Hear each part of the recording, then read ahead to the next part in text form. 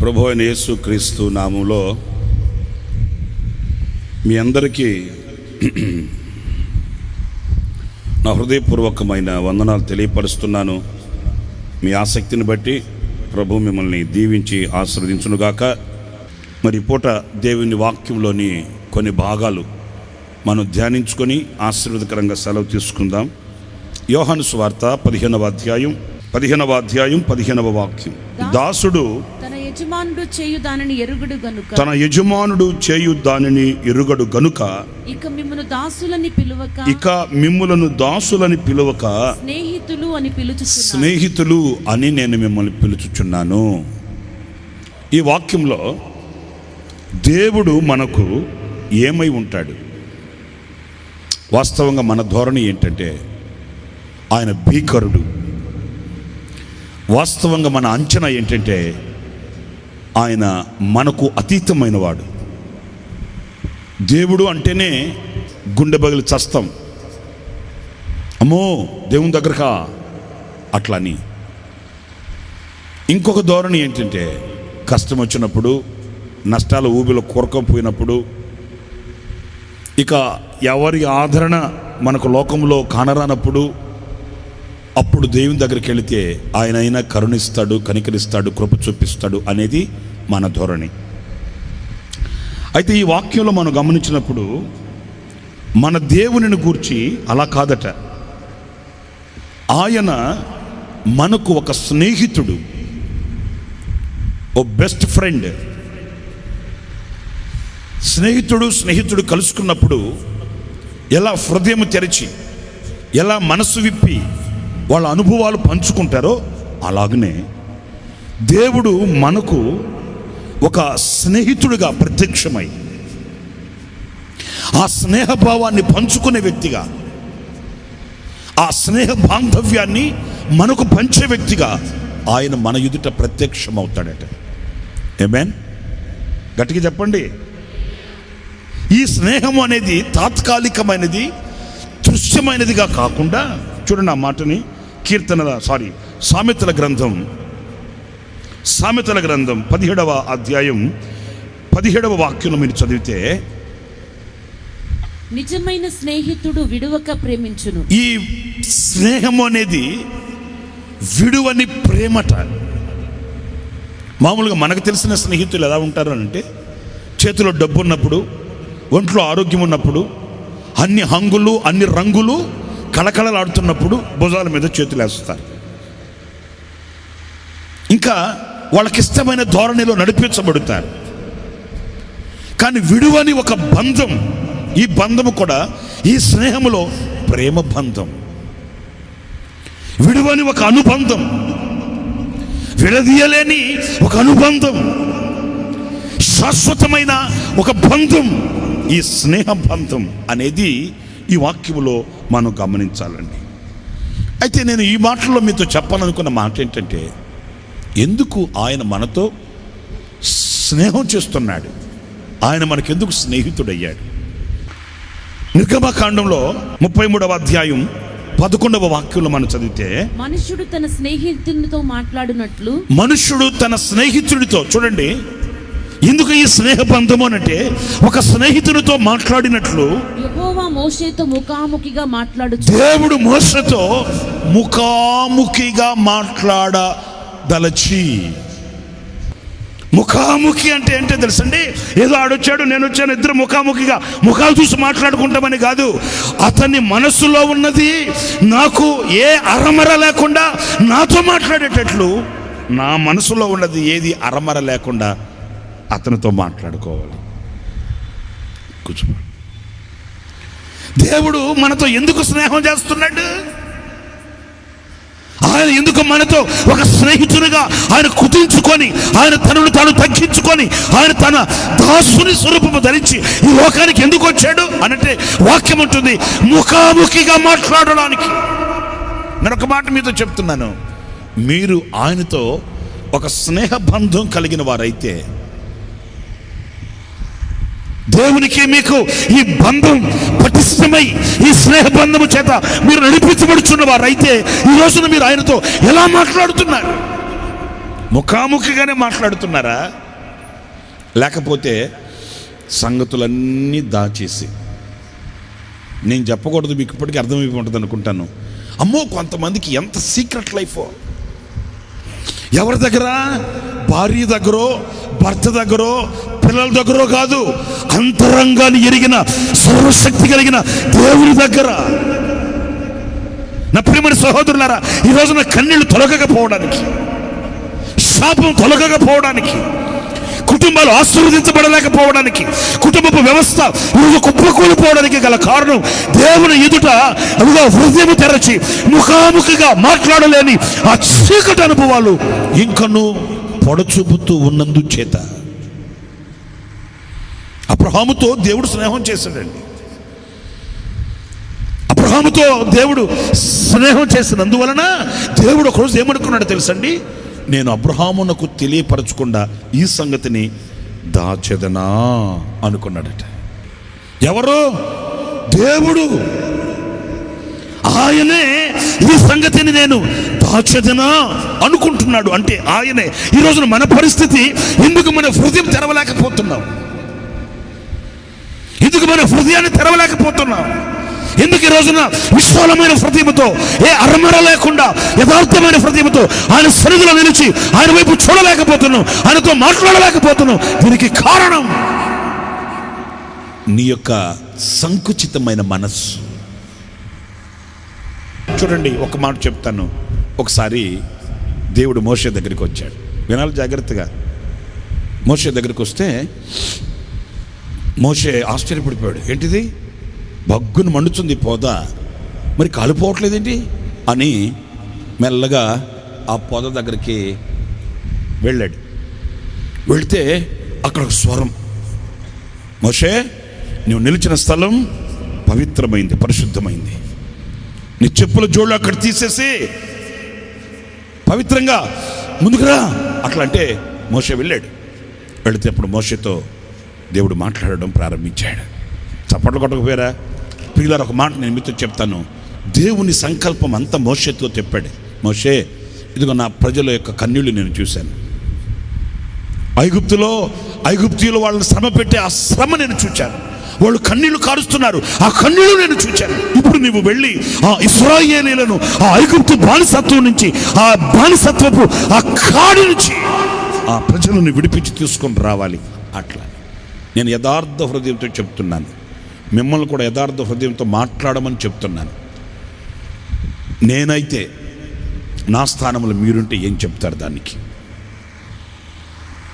మీరు చెప్పండి. నిన్ను ఒక నాయకుడిని చేయబోతున్నాను. నీ వెనక ఒక లక్షల మంది నడుస్తారు. నీవు ఒక్కడివి ముందెళ్తుంటే నీ వెనుక లక్షల మంది నేను వెంబడిస్తారు. నీవెవరో తెలుసా? కొనకుస్క కుర్రడు కాదు, ఏ చేతగాని వాడివి కాదు. ఒక నాయకుడివి, నేను నియమించుకున్న నాయకుడివి, నేను స్థిరపరిచే నాయకుడివి, నేను ఎన్నుకొనిన నాయకుడివి, నేను నీకు అద్భుతాలు చేస్తాను అని ఒక వ్యక్తితో అన్నప్పుడు అతను ఏమన్నాను చెప్పండి, మీరు చెప్పండి నాతో. ప్రభువా, నీవు నన్ను ఎన్నుకున్నావు కనుక ఆఖరి క్షణం వరకు నీ కొరకు ప్రయాసపడతా. నీవు నన్ను ఎన్నుకున్నావు కనుక నా సంగతి ఏంటో ఇప్పుడు నాకు ప్రత్యక్షమైంది. నువ్వు ఎప్పుడు పంపిస్తే అప్పుడు నేను సిద్ధంగా ఉన్నానయ్యా అని సంబరపడి, మనకు లేనిది కూడా మనం యాక్టింగ్ చేస్తాం. అప్పుడు ఏమంటే పురుషులు కూర్చొని ఉన్నారు, ఏమయ్యా రాబోయే 2019 ఎన్నికల్లో మీ ఏరియాలో నేను ఎమ్మెల్యే సీట్ ఇస్తాను అని అన్నారు అనుకోండి. మీకు ఎవరికన్నా ఏమండే నాకెందుకండే అనేవాళ్ళు ఎవరైనా ఉన్నారండి? ఒకవేళ ఆధిక్యత లేకపోయినా తనకు కలిగిన లోటుపాటుల్ని కప్పిపెట్టి, తనకున్న బలహీనతల్ని మభ్యపెట్టి, తనకు ఏదో శక్తి ఉన్నట్లుగా ప్రదర్శిస్తారు. ఇది మానవ నైజం. కానీ మోషేతో దేవుడు స్నేహం చేయడానికి గల కారణం ఏంటో తెలుసండి? అతనికి కలిగిన ఏ బలహీనత అయినా, అతనికి కలిగిన ఏ లోటు అయినా అతను దాచేవాడు కాదు. ఉన్నది ఉన్నట్టుగా చెప్పేస్తున్నాడు. ఏమని? నేను నాలుక మాంద్యం గలవాడిని, నేను అంత టాలెంటెడ్ పర్సన్ కాదయ్యా, నా స్థితి ఏంటో నాకు తెలుసు. ఇదిగో ఇది ఒక స్నేహితునికి ఉండవలసిన గుణం. ఆయన నిన్ను ఒక స్నేహితునిగా దిగివచ్చి ఆయన నిన్ను ఒక స్నేహితునిగా చేసుకునేది ఎందుకో తెలుసండి, అరమర లేకుండా ముఖాముఖిగా మాట్లాడాలని. ఏ బలహీనత చేత నువ్వు నిలిచి ఉన్నావో, ఏ కొదుల చేత నువ్వు బ్రతుకుతున్నావో, ఏ బలహీనత చేత నలుగురిలో నవ్వులు పాలవుతున్నావో, అరమర లేకుండా ప్రభుతో చెప్పి ఆ బలహీనతలో ఒక శక్తిని నువ్వు పొందుకోవాలి రాత్రి. హల్లెలూయా. ఏదో తెలుసు అన్నట్టుగా, ఏదో ఉంది అన్నట్లుగా, ఏదో నేను చేయగలను అన్నట్లుగా కాదు, కానీ ఆ బలహీనతని ఏది నీ గుండెల్లో అరమర లేకుండా. దేవుడు మోషేతో అన్నాడు, మోషే నీ బలహీనతలలో నేను ఎవరినో తెలుసా, ఉన్నవాడును. చెప్పండి గట్టిగాను. ఎందుకంటే నీవు ఉన్నది ఉన్నట్లుగా ఒప్పుకున్నావు గనుక, ఏది అరమర లేకుండా నీవు ముఖాముఖిగా నాతో మాట్లాడావు గనుక, నీ బలహీనతలలో నా శక్తి పరిపూర్ణమై ఉంటుంది. నేను నిన్ను విడువను, నీ చేతని అద్భుతాలు చేయిస్తాను. నీవే నాకు బలమైన సాధనముగా నిలబడతావు, నీవే నాకు పత్రికగా నిలబడతావు. నీ ద్వారానే ఆ ఇశ్రాయేలు సర్వ సమాజాన్ని నేను విడిపిస్తాను, నీకు శక్తిని ప్రసాదిస్తాను అని దేవుడు మోషేని ఘనమైన పాత్రగా వాడుకున్నాడండి. ఇంకొక మాట కూడా నేను మీతో చెప్తాను, అది చూడండి. రెండవది, స్నేహ బంధములో ఉన్న రెండవ అనుభవం ఏంటంటే, హోషేయ గ్రంథంలో 13వ అధ్యాయం 5వ వాక్యం చూడండి. మహాయండకు కాలిన అరణ్యములో, మహాయండకు కాలిన అరణ్యం అంటే ఉండమ్మా, మహాయండకు కాలిన అరణ్యం. ఇప్పుడు మీరు నాకు సమాధానం చెప్పాలి, తలలు పైకెత్తున్నాను చూడండి. ఏ అరణ్యం అంటే ఇది చెప్పండి. మహాయండకు కాలిన అరణ్యం. ఇది దేనికి సూచన అనంటే, ఈ లోకానికి సూచన అండి. ఈ లోకం ఎలాంటిది, ఏదో మనల్ని కరుణించి పోనీలే పాపం అనేది కాదంటండి. ఏదో కొంచెం జాలి చూపించి, కొంచెం దయ చూపించి, కొంచెం ప్రేమ చూపించి, ఏదో కొంచెం హక్కును చేర్చుకొని, ఏదో అవసరమైనప్పుడు దండి, అలా కాదట. ఈ అరణ్యం, ఈ లోకం ఎలాంటిదంటే, ఇది మహాయండకు కాలిన అరణ్యం. దీనిలో కనికరం కనబడదు, ఇందులో దయ కనిపించదు, ఇందులో ప్రేమ కనిపించదు, ఇందులో జీవం కనిపించదు. ఈ అరణ్యములో నడిచే ప్రతి వారిని అలసిపోయేటట్లు చేసి వారి ప్రాణాన్ని దోచి, వారి ప్రాణాన్ని అగాధానికి తీసుకుని వెళ్ళే ఒక అరణ్యం. నేను ఒక్క మాట మిమ్మల్ని సూటిగా అడుగుతున్నాను, సమాధానం చెప్పండి. ఈ అరణ్యాన్ని నమ్ముకున్నవాడు బాగుపడినట్లు ఎవడన్నా ఉన్నాడా? ఈ లోకాన్ని నమ్ముకున్నవాడు పరలోకానికి వెళ్ళినట్లు ఎవడైనా ఉన్నాడా? వాక్యం అంటుంది, ఈ లోకాన్ని ప్రేమించిన వానిలో నా ప్రేమ ఉండదు. ఈ లోకాన్ని స్నేహించిన వానికి నా రాజ్యం ఉండదు. ఈ లోకముతో పొత్తున్న వానికి నాతో వైరమని మీరు ఎరుగరా అని వాక్యం చెప్తుంది. ప్రియ దేవుని బిడ్డలారా, ఈ అరణ్యములో జీవం కనిపించదు. చాలామంది ఈ అరణ్యాన్ని నమ్ముకొని, ఏ అరణ్యాన్ని ఇక్కడి నుంచి చూస్తే అరణ్యంలో ఇదిగో తలపైకెత్తిన చూడండి, ఆ గేట్ ఉందే, ఆ గేటు దగ్గర నీళ్లు సెలయేర్లు పొర్లినట్లుగా పారుతున్నట్లుగా కనిపిస్తాయి. మీరు అరణ్యానికి వెళ్ళి చూడండి. నేను దుబాయ్, మస్కెట్, తర్వాత ఆ ఏరియాలకు వెళ్ళానండి, 2-3 సార్లు వెళ్ళాను. అక్కడ చూడాలి. అరణ్యంలో మనం వెళ్తున్నప్పుడు ఎట్లా ఉంటుందంటే, అదిగో ఆ గేట్ అంత దూరంలో నీళ్లు సెలయేర్లై పారుతున్నట్టు కనిపిస్తుందండి. అర్థమవుతుందా? అమ్మా దేవుడా ఎంత బాగుంది అని పరిగెత్తుకొని అక్కడికి వెళితే అక్కడ ఏముండవండి. ఈరోజు లోకంలో పరిస్థితులు ఎలా ఉన్నాయో తెలుసండి.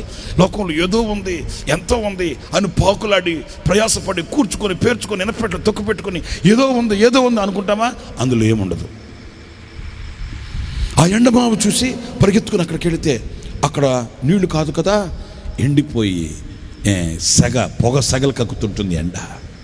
మనుషులో ఉన్నటువంటి ఆత్మీయతను దొంగలించి, మనిషిలో ఉన్న మానవత్వాన్ని హరింపు చేసి, మనిషిని మనిషిగా కాకుండా మనిషిని పశువుగా మార్చి, మమతను, ప్రేమను, అనురాగాల్ని ఈరోజు మనిషికి దూరం చేసిన ఒక శపింపబడిన అనుభవం ఇది ఈ అరణ్యం.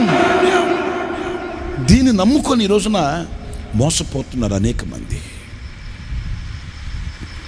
నా ప్రియమైన సహోదరులరా, నీవు దేనిని ఈ రోజున ఆశ్రయించి దేనిని నమ్ముకుంటున్నావు? ఈ లోకం శాశ్వతం అనుకుంటున్నావా? ఈ లోకంలో ఉన్నవి శాశ్వతమైనవి అనుకుంటున్నావా? ఈ లోకంలో కనబడుతున్నవి శాశ్వతముగా మనతో వస్తాయి అనుకుంటున్నావా? లేక ఇది మహా ఎండకు కాలిన అరణ్యమని గుర్తించి జాగరూకులవై బ్రతుకుతున్నావా? మన ప్రార్థనా మందిరానికి ఒక ఆయన వస్తాడు. ఆయనకి ఇద్దరు కొడుకులు. ఆయన ఇద్దరు కొడుకులు బెంగళూరులో చదువుతున్నారని, మంచి క్లవర్స్. ఈ మధ్య ఏం జరిగింది, ఆయన ఆ ఇద్దరు పిల్లల్ని పిలిపించాడు. ఇద్దరు పిల్లల్ని పిలిపించి అన్నాడంట, రే రే ఇక మీరు చదివించాలి, మీరు ఏదన్నా చిన్న కంపెనీల్లో ఉద్యోగాలు చూసుకోండి, నేను మీకు వివాహాలు చేస్తాను అన్నాడట. వాళ్ళకి దిమ్మ తిరిగింది. ఇదేంట్రా, ఉన్నట్టుగా ఉన్నాం, మా డాడీ ఇద్దరు వెత్తాడు వివాహాలని, ఎవరన్నా ఏమన్నా చెప్పారంటే మా డాడీకి అని అన్నారట. డాడీ ఏంటి డాడీ ఇప్పుడు పెళ్ళిళ్ళంటే డాడీ నేను చదువుకుంటాను డాడీ అట్లంటే మర్యాదకు చెప్పాట, నాన్న మీరు చదివింది చాలు, ఒక తండ్రిగా నాకు ఒక బాధ్యత ఉంది, మిమ్మల్ని ఒక కుటుంబీకులుగా చేయాలి, మంచేత మీరు ఎక్కడ ఉద్యోగాలు చూసుకోండి, నేను వెంటనే వివాహాలు చేస్తాను అట్లా అని. వాళ్ళకి ఏమర్థం కాక ఎంత చెప్పినా కాదని చెప్పి ఇక మన చర్చి పాస్టర్ గారు ఉన్నాడు అక్కడ. పాస్టర్ గారి దగ్గరికి వచ్చి చెప్పారంటే ఇద్దరు పిల్లలు, ఏమనంటే పాస్టర్ గారు అండి మా నాన్న కొంచెం డాడీని పిలిపించి కొంచెం మాట్లాడండి, మేమేమో మంచిగా చదువుకోవాలి, మంచిగా డాక్టర్ ఇంజనీర్ చేయాలని ఆశ ఉంది, మేము చక్కగా చదువుకుంటున్నాం, అన్ఎక్స్పెక్టెడ్గా పిలిచి ఇప్పుడు వివాహాలు చేసేస్తాను అంటున్నాడు, ఎంత చెప్పినా వినట్లేదు, మేము చదువుకుంటున్నామండి, కొంచెం మీరు పిలిచి మాట్లాడండి అట్లా. అప్పుడు ఆదివారం పాస్టర్ గారు ఆయన అంకుల్ని ఉండమని చెప్పి, అంకుల్ మీరు ఉండండి కొంచెం మాట్లాడాలి మీతో అట్లా అంటే ఉన్నాడట. తర్వాత అందరు వెళ్ళిపోయిన తర్వాత అంకుల్ని కూర్చోబెట్టి చెప్పాడట, కాదండి ఏంటి అన్ఎక్స్పెక్టెడ్గా పిల్లల్ని పిలిపించేస్తారట బెంగళూరు నుంచి, వాళ్ళు చదువుకోనుకుంటున్నారు కదా, చదువుకునేవ్వండి, చదువుకునే ఆసక్తి వాళ్ళకు ఉన్నప్పుడు మీరు ఎందుకు ఆటంకపరచడం, ఏంటి ఈ వివాహాలు చేసేస్తాం, ఏదన్నా ఉద్యోగాలు చూసుకోమంటున్నారట అట్లా అని. అప్పుడు ఆయన అన్నాడట, వద్దులేండి పాస్టర్ గారండి, చాలు మనకేం కావాలి, ఏదో కాస్త కోస్త దేవుడు ఆస్తి ఇచ్చాడు, చిన్న ఉద్యోగాలు చేసుకునే వాళ్ళు బతికితే చాలు అట్లంటే ఈ పాస్టర్ గారికి ఇంకా బల్బు వెలగల. ఈయన కొంచెం ఆ పిల్లల మీద మమకారంతో, కాదండి అంకుల్ చదవనివ్వండి, వాళ్ళేమో ఐఏఎస్ చదవాలంటున్నాడు, ఐడేమో ఐపీఎస్ చదవాలంటున్నాడు, చదవనివ్వండి అట్లంటే వెంటనే ఆయనకు అర్థమైనట్టుంది. ఒకే మాట చెప్పాడట, పాస్టర్ గారండి మిమ్మల్ని వ్యతిరేకించేంత టోణ్ణి కాదు, మీకు చెప్పగలిగినంత టోణ్ణి కాదు, కానీ నా ఆశ ఏంటంటే నా బిడ్డలు ఐపీఎస్ ఐఏఎస్ కాదండి కావాల్సింది, నా బిడ్డలకి దేవుడు కావాలండి. ఐపీఎస్ ఐఏఎస్ చదివి నా బిడ్డలు దేవునికి దూరం అయ్యేదానికంటే ఏ చిన్న ఉద్యోగం చేసుకునైనా నా బిడ్డలు దేవునిని కలిగి ఉంటే చాలండి, దేవునిని కలిగి ఉంటే చాలండి. చూడండి ఎంత మధురమైన మాట. ఎందుకంటే ఆయనకు తెలుసు ఇది మహా ఎండకు కాలిన, అరే బాబు నోళ్ళు తెచ్చి మాట్లాడరేంటి, మహా ఎండకు కాలిన అరణ్యం. ఈ అరణ్యంలో నిలిచిన వాడు అలసిపోక తప్పదు, ఈ అరణ్యంలో నిలిచిన వాడు సమస్యలు పోక తప్పదు, ఈ అరణ్యంలో నిలిచిన వాడు ఒకనోడు కళ్ళు తిరిగి దిమ్మదిరిగి పడతాడు.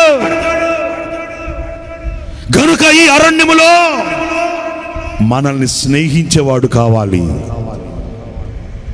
ఆమె అదే అక్కడ రాయబడిన మాట. ఇప్పుడు చదవమ్మా. మహా ఎండకు కాలిన అరణ్యములో నిన్ను స్నేహించువాడను నేనే.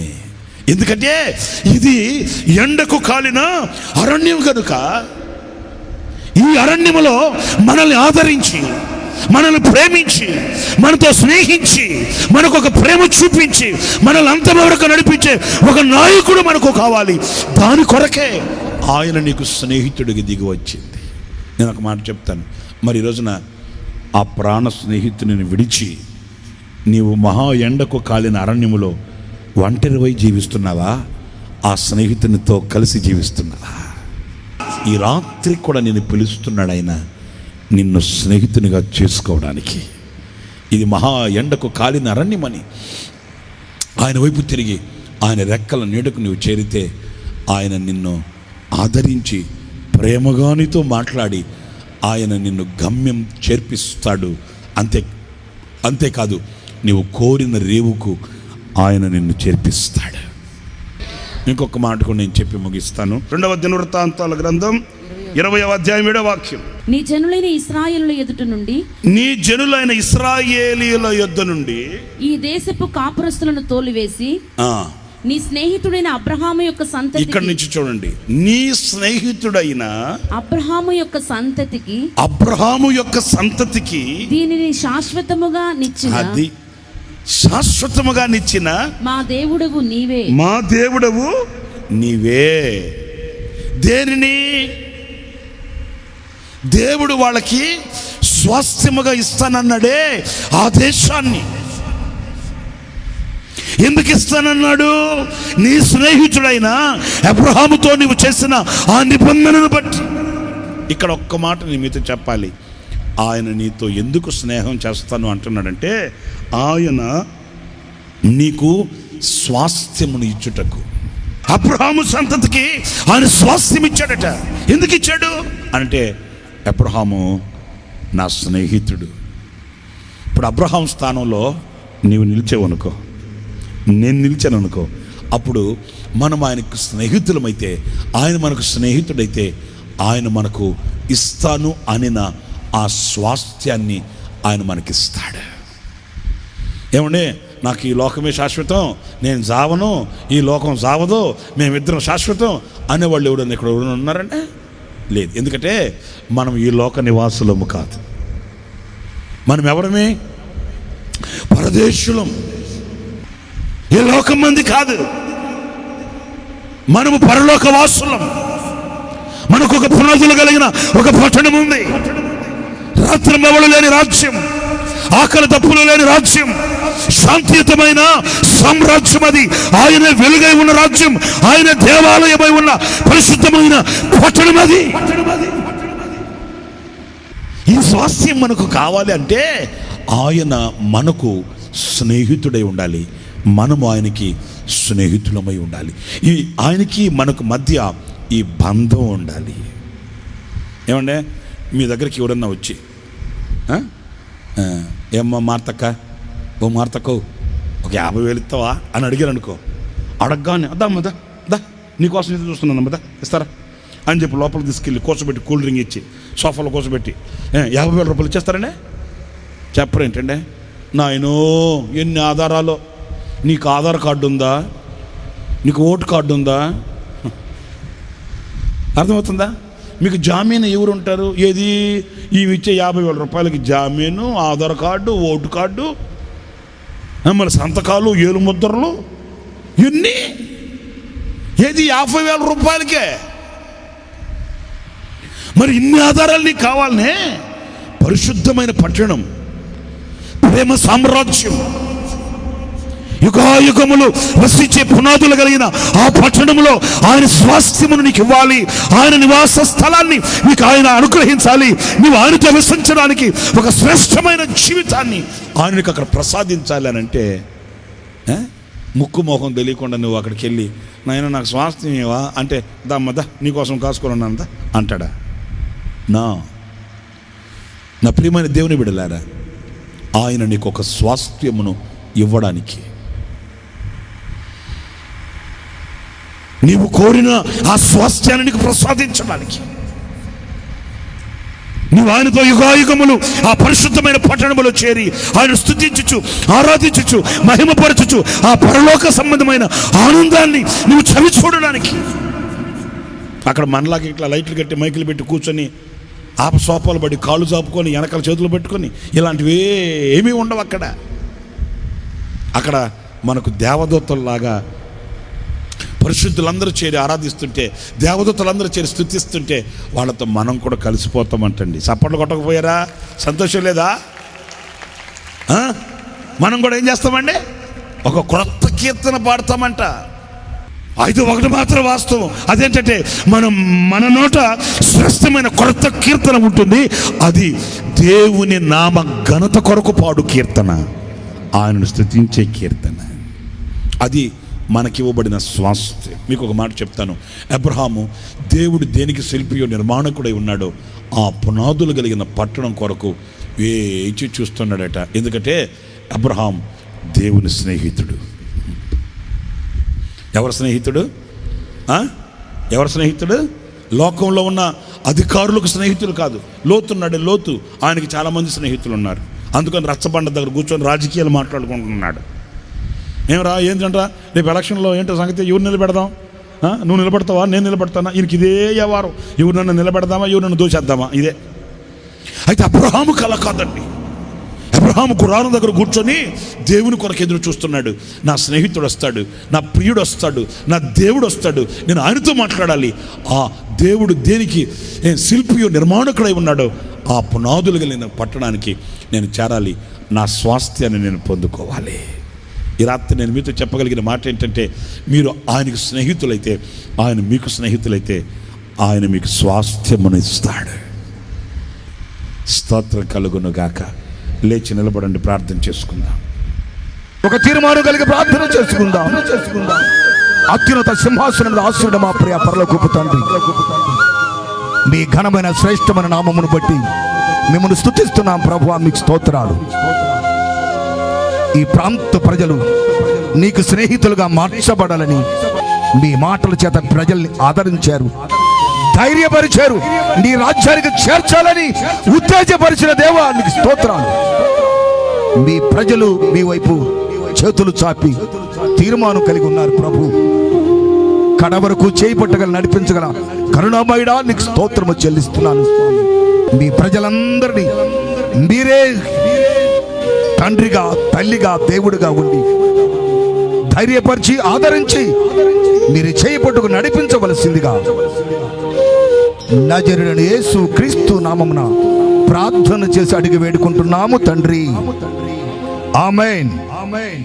వివరాలకు హోసన్నా మందిర్, చింతలకట్ట రోడ్, యలమల కుదురు, విజయవాడ.